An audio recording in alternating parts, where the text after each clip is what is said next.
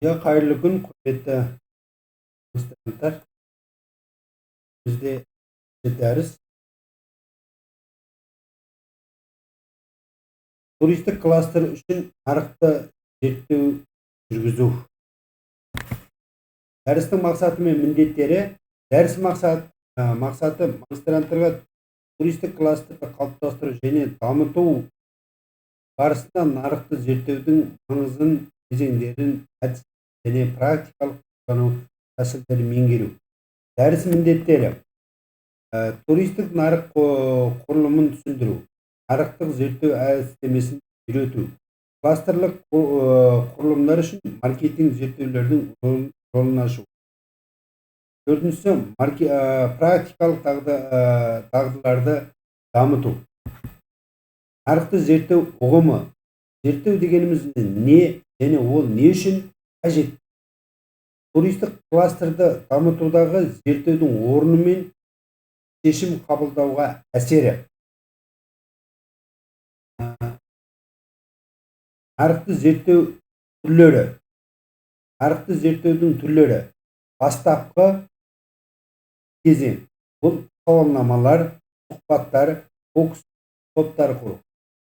Ал екінші реттік статистикалық, аналитикалық толғаулар, мемлекеттік деректер. Үшіншісі сапалық сандық зерттеулер.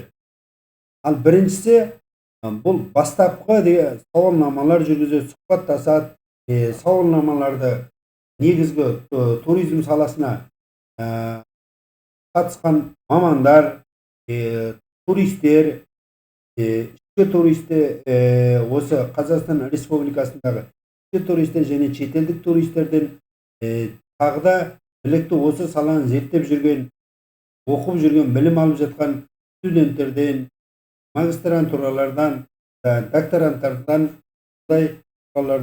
сауалнама алу арқылы, сұхбаттасу арқылы көптеген бастапқы нәтижелерді тақырып бойынша алып зерттеуге болады. Ал екінші статистикалық реттілік, статистика аналитикалық толғаулар мен мемлекеттік деректер.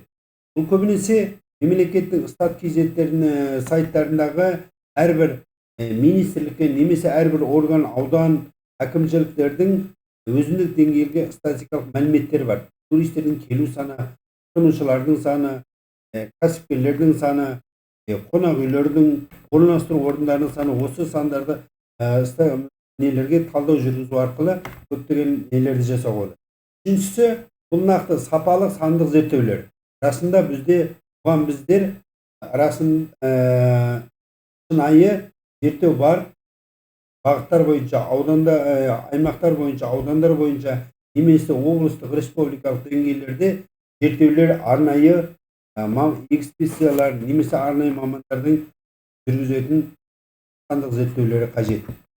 Ал одан кейін туристік кластер үшін нарықтық зерттеудің кезеңдері 6 кезеңнен тұрады. Біріншісі мақсат қою. Мысалы, кластер құру тиімділігін бағалау. Қандай мақсатта? Ал екінші ақпарат жинау әдістерін таңдау. Онлайн анкеталар, сұхбаттар. Енді ақпараттары жинау әдістер тәсілдері бұл онлайн жинайды, архивтерден жинайды, немесе белгілі салалар бойынша көптеген ақпарат жинаудың тәсілдері бар. Ескі ақпараттар, жаңа ақпараттар бар, қолданыстағы нелер бар деген сияқты, осыларды көптеген ақпараттар жинау әдістерін пайдалануымыз керек. Үшіншісі, мақсатты нарықты анықтау. Демографиялық фактор, географиялық, психологиялық осыларды талдау керек. Мақсатты нарық. Енді бұл мақсатты нарық қандай мақсатта осы проектін жасап жатырмыз, немесе жобаны асырып жатырмыз, кластерді құрып жатырмыз. Сол сияқты демографиялық фактор, географиялық фактор, психологиялық факторлері бар. Ал төртіншісі, бәсекелестерді талдау. Бәсекелестікті талдау, енді талдаудың түрлері көп. Сот талдау, тест талдау, маркетинг сияқты талдаулардың түрлері көп. Осыларды талдауларды жүргізуіміз керек. Немесе Фортердің 5 күші моделі сияқты модельдерді пайдалану арқылы бәсекелестерді талдап зерттеу жасамыз. Бесінші, мәліметтерді өңдеу мен талдау. Енді мәліметтерді жиналған ақпараттардың барлығы, оның барлығы 100% нәтиже береді, керекке жарайды деген емес. Осы мәліметтерді, ақпараттарды өңдеу кезегіне келеміз. Өңдеу кезегінде осы талдап керекті соңғы жылдардағы жаңа ақпараттармен қамтамасыз етіп отырып, белгілі бір өзімізге қажетті ақпараттарды топтаймыз. Өзімізге реттеп аламыз. Сондықтан соңғы жыл ең жақсы ақпарат мәліметтер. Одан ары болса 5 жылдық ақпараттарды талдап, диаграмма, карта, визуализация жасап, мысалы, не түрлі кезеңдерді қалыптастыруға болады. Салыстырмалы түрде. Содан кейін соңғысы бізде қорытынды мен ұсыныстар беру. Кез келген нәтижеде қорытынды болады және ұсыныстар бар.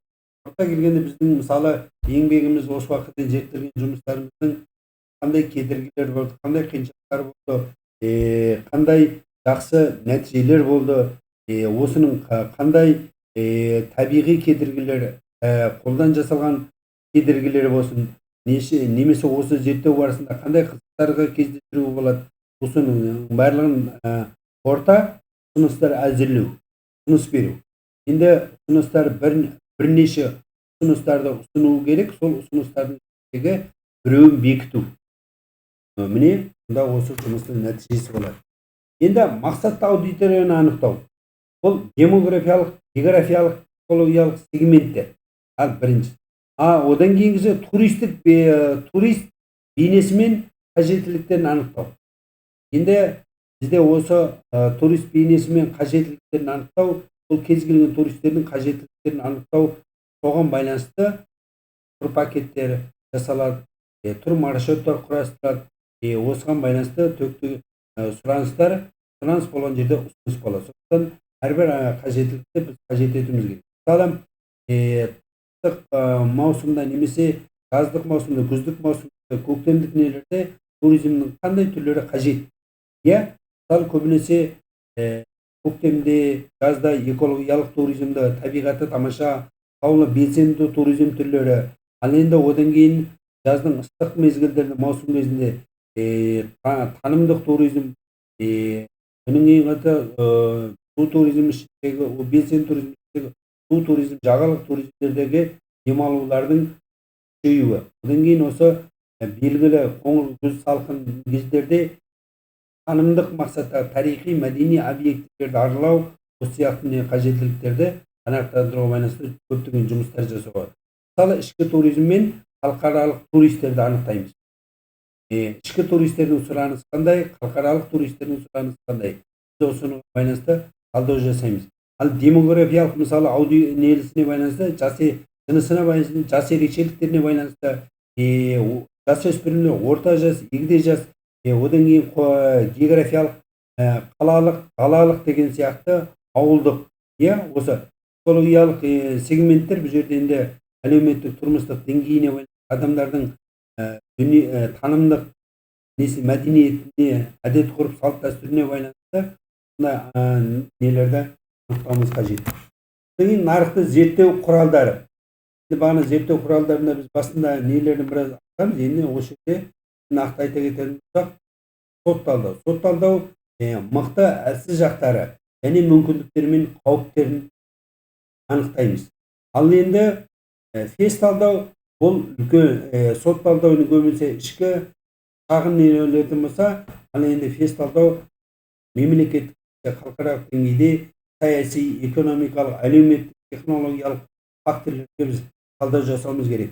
Мысалы, саяси фактор, ішкі дүрбелең, соғыс болып жатқан аймақтарда туризмде инвесторлардың қаржы салу мүмкіндігі бар ма, жоқ па деген сияқты, оларға да басында экономикалық, мысалы, дағдарысқа, ақшаның құнсыздануы, ақшаның жұмыссыздық мәселесінің болуы, мәселесі барлығы